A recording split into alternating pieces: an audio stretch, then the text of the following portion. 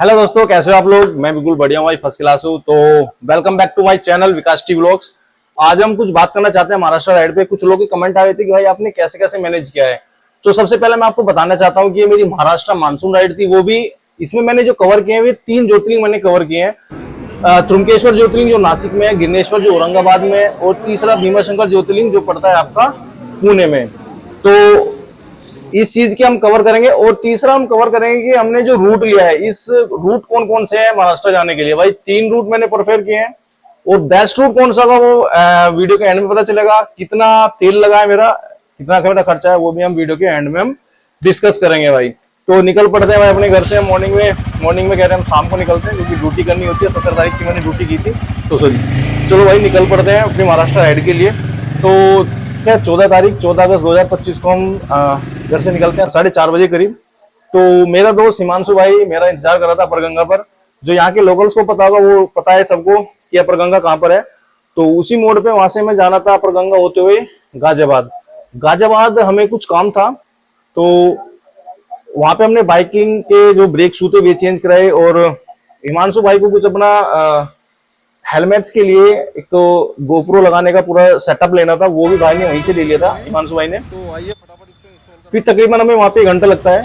1 घंटा निकलने के बाद तकरीबन 6:30 या 7 में वहीं पे गाजियाबाद में बच जाते हैं। तो वहीं से निकलते हैं। तो हमें जो रूट लेना था मेरठ से नोएडा, नोएडा से परीचौक होते हुए हमें निकलना था आगरा एक्सप्रेसवे से सीधा ग्वालियर।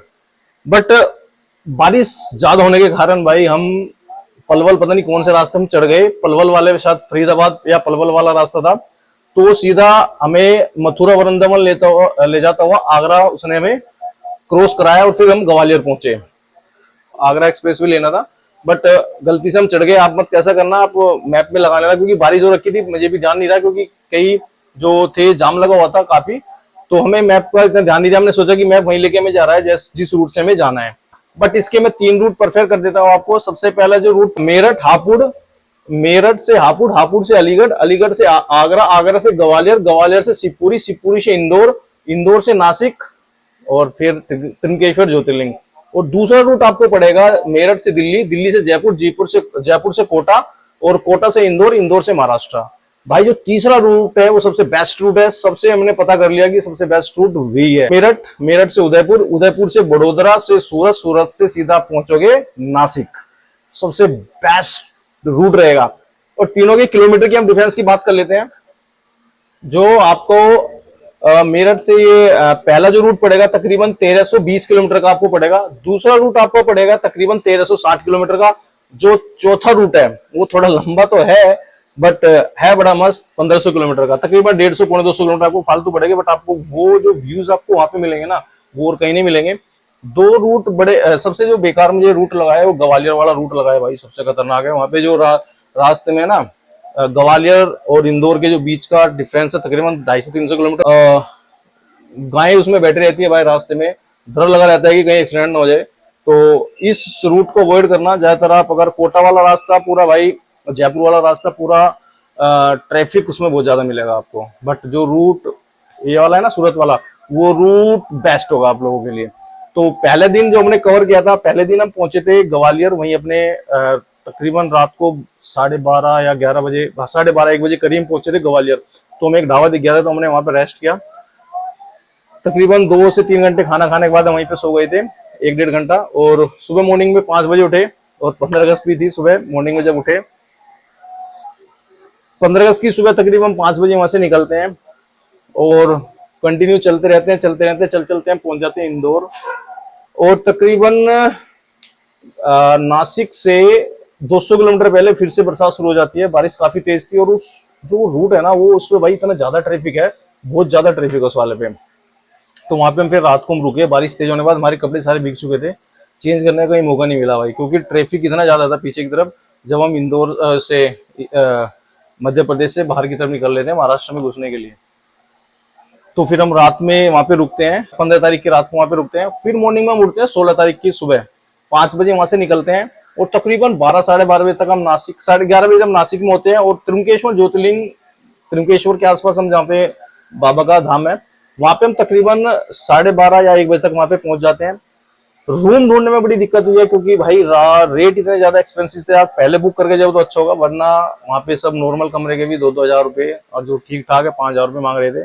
मंदिर से 10 किलोमीटर नीचे आए, 8 से 10 किलोमीटर नीचे आए हम जितने ऊपर जा रहे थे उतने महंगे रूम मिलते जा रहे थे। नीचे की तरफ हम आए तो तकरीबन हमें 1000 रुपए का हमें रूम मिल चुका था वो। तो हमने यहाँ पे अपना सामान रखा भाई,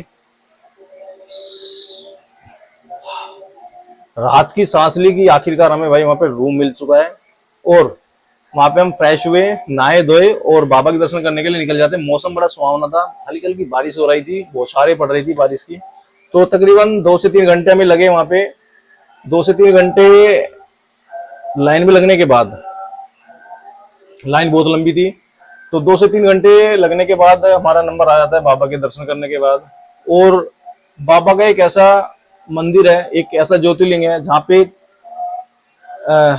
ब्रह्मा विष्णु महेश तीनों के एक साथ दर्शन होते हैं। ब्रह्मा विष्णु महेश तीनों के एक साथ दर्शन होते हैं, जिसे कहते हैं त्रिनेश्वर ज्योतिर्लिंग। आप एक साथ तीनों देवों के देव महादेव के दर्शन कर सकते हो। ब्रह्मा विष्णु महेश तीनों के दर्शन होते हैं एक साथ। तो भाई दर्शन करने के बाद फेमस होता है, इसलिए हम वहां से तकरीबन 1 घंटा में लग जाता है मंदिर के अंदर ही। और वहां से निकल कर अपने रूम में आ जाते हैं शाम को। थोड़ा वहां पे हम लोकल्स में घूमते हैं, और सुबह का प्लान बनता है हमारा कि हम जाएंगे हरिहर हरिहर फोर्ट के लिए। उठे हम 5 बजे 6 बजे करीब, तो 6:30 बजे हम रूम से निकल कर हम पहुंच गए थे हरिहर फोर्ट के लिए। निकल चुके थे, तकरीबन 2.5 से 3 किलोमीटर का ट्रैक होगा। बढ़िया ट्रैक है, डिफिकल्ट नहीं है। पहाड़ों के बीच बीच में जाते हैं भाई, कुछ झरने क्रॉस करते हैं। अदरवाइज जो पूरी आप वीडियो देख लेना, मैंने पूरा ब्लॉग डाला हुआ है, वह पूरी मेरी वीडियो देख लेना। अच्छा ट्रैक है। वो ट्रैक करने के बाद हम तकरीबन 9:30 10 बजे नीचे आ जाते हैं उतर के, और अपने रूम पे हम 10 बजे पहुंचते हैं, और 10:30 बजे वहां से पैकअप कर लेते हैं भाई त्रिनेश्वर ज्योतिर्लिंग से निकलने के लिए, क्योंकि नासिक हमें छोड़ना था। और जहाँ पे हमने नेक्स्ट डेस्टिनेशन हमें जानी थी, ये हम बात कर रहे हैं अब 17 तारीख की। तो हम त्रिनेश्वर ज्योतिर्लिंग के लिए वहां से निकलना शुरू कर देते हैं भाई। और 190 या 200 किलोमीटर हमें गिरनेश्वर ज्योतिर्लिंग पड़ता है। औरंगाबाद से 50 किलोमीटर आगे है वो। आप औरंगाबाद में डालना, गिरनेश्वर ज्योतिर्लिंग डालना। जो रूट हमने लिया था वो बेस्ट था, पर जो वहां पे हम तकरीबन शाम दोपहर तक पहुंच जाते हैं, 1:30 से 2 बजे तक हम पहुंच जाते हैं। वहीं बाइक पार्किंग में लगाते हैं, अपना सामान वहीं पे रखते हैं, रस्सी से बांधते हैं, और हम वहां पे दर्शन करने के बाद, शायद वहां पे हमें 2 घंटे लगे हैं, 2 नहीं 1.5-1.5-2 घंटे में दर्शन हो गए। और वहां से दर्शन करने के बाद हम 17 तारीख को ही वहीं से निकल लेते हैं 6:30 बजे। हमें जो रूट लेना था, एक किसी ने हमें गलत बता दिया। हमारा फोन भी एक गड़बड़ करा गया था मेरा, जिसपे मैं मैप चला रहा था, वो नहीं चल पाया, हम मैप नहीं लगा पाए, जिसके कारण हमने गलत रूट ले लिया, अहमदनगर वाला रूट ले लिया। वो रूट नहीं लेना। अगर आप घृणेश्वर ज्योतिर्लिंग के दर्शन करने के बाद औरंगाबाद से आपको नासिक वाला ही रूट लेना होगा। नासिक वाला रूट, नासिक से पहले आउटर से बार बार ही कट जाता है रास्ता पुणे के लिए। आप पुणे का रास्ता वो बेस्ट रहेगा, 300 किलोमीटर का, वो 20 किलोमीटर फालतू पड़ता है, 20 या 30 किलोमीटर दोबारा से नासिक जाके फिर आपको पुणे जाना होगा। वो रूट ही बेस्ट है। अदरवाइज अगर आप अहमदनगर वाले से जाओगे, ये रूट अच्छा नहीं है, ट्रैफिक बहुत ज्यादा है, और रोड ज्यादा मतलब 4 लेन रोड है, इतना अच्छा नहीं है, ट्रैफिक बहुत ज्यादा है उस पर। हम 18 तारीख की रात को बीच में हमें रुकना पड़ गया भाई वहाँ पे, अहमदनगर से तकरीबन 50 किलोमीटर पहले रुके हैं वहाँ पे, क्योंकि बारिश इतनी तेज थी कि हम बता नहीं सकते थे आपको। वहाँ पे मॉर्निंग में फिर हम निकलते हैं, 18 तारीख की मॉर्निंग में हम निकलते हैं, फिर 5 बजे 6 बज जाते हैं हमें, क्योंकि नींद अच्छी आई थी। जो वहाँ पे ढाबे वाले थे भाई, उन्होंने बड़ी सेवानी की हमारी, खाट बिछाई, गद्दे बिछाए, और बाद में हम सो गए, कंबल हमारे ऊपर गिरा, और खाना वाना खिला के जब उन्होंने मॉर्निंग में यहाँ से, मतलब शाम को खाना वाना खिलवा के मॉर्निंग में चाय पी के वहाँ से निकल चुके थे। तो ये बात कर रहा हूँ मैं 18 तारीख की मॉर्निंग के, जब उठते हैं हम निकल पड़ते हैं भाई अपने अगले तीसरे ज्योतिर्लिंग के लिए, जिसे कहते हैं भीमाशंकर ज्योतिर्लिंग। हर हर महादेव भाई। तो सफर ज्यादा लंबा नहीं रहा था हमारा, तकरीबन ऐसे रह गए थे 250 किलोमीटर। वो सफर हमने तकरीबन हम पहुंच चुके थे भीमाशंकर पे 12:30-1:30 बजे करीब। वो रूट एडवेंचर भरा था पूरा भाई, गांव गांव के बीच में को हम पता नहीं कहाँ कहाँ को जा रहे थे। अच्छा लगा वो रूट, सिंगल रोड था, ट्रैफिक नहीं मिला आगे जाके। फिर हमें कुछ 50 किलोमीटर 80 किलोमीटर का जो सफर था, वो 80 किलोमीटर के बाद वही रूट हो जाता है, फिर उसी पे मिलती है रोड आके, वो नासिक वाली भी जो मैं बता रहा हूँ आपको। 18 तारीख को 18 अगस्त को हम तकरीबन 1:30 बजे पार्किंग में अपनी बाइक लगा देते हैं। पार्किंग भी मंदिर से 1 से 1.5 किलोमीटर पहले ही रुकवा रहे थे और वहीं पे पार्किंग लगा रखे थे। सामान रखने को व्यवस्था नहीं थी भाई, हमने भगवान भरोसे, बड़े बाबा के भरोसे बाइक पे सामान बांधा, हेलमेट लॉक करे, लॉक था मेरे पास, तो लॉक करके अपना सारा सामान रख के हम, क्योंकि अटैची थी हमारे पास जो पीछे रहती है, वो सबसे सेफ है भाई, अपना लॉक लगाओ, सामान रखो और निकल जाओ। भाई लाइन भीमा शंकर पे और बारिश बड़ी तेज पड़ रही थी, कुछ ना कुछ जुगाड़ करके भाई, अकेला बंदे थे हम, तो लाइन में कहीं आगे जाके हम लग गए। तो चलो प्रभु की इच्छा थी तो हम चलो लाइन में लगते लगते बाबा के दर्शन कर लिए भाई, दर्शन भी अच्छे हुए। हुआ क्या, दर्शन करते करते करते तकरीबन 4 हमें बज चुके थे, तो ऐसे ही 4:30 बजे लाइन को रोका गया कि आरती का टाइम समय हो गया है, और ऐसे ही रह गया था, ऐसे ही 10 मीटर या 20 मीटर का फासला था, सब वहीं पे रुक गए। तो मैं क्या हुआ, मैं लाइन से निकला और आगे की तरफ से निकल के मंदिर के प्रांगण में जैसे पहुंचा, तो जो वहाँ पे पुलिस वाले थे, कह रहा भाई कहाँ जाना है, मतलब जाना क्या, उन्होंने पूछा ही नहीं कुछ मेरे से। मैं सीधा अंदर भाई, और देखा तो कि वीआईपी दर्शन चल रहे थे, तो वहाँ पे मैंने दर्शन किए बढ़िया करके। तकरीबन 10 से 15 मिनट में अंदर गया हूँ बाबा के धाम में, वो मेरे सबसे बेस्ट दर्शन हुए भीमा शंकर के। और आरती मैंने वहाँ पे देखी है, 20-25 मिनट आरती में मैंने वहीं पे रहा हूँ मैं। वहाँ से फिर जब हिमांशु भाई भी दर्शन करके आ लेते, हम दोनों साथ में वहीं से मंदिर से निकलते हैं प्रांगण से, और बाहर जाके निकलने के बाद अपनी बाइक के पास हम पहुँचते हैं, वहाँ पे खाना वाना खा के तकरीबन 5 बज चुके थे हमें, 5:30 बजे बाइक उठाते हैं और निकल पड़ते हैं अपने लोनावला के लिए भाई।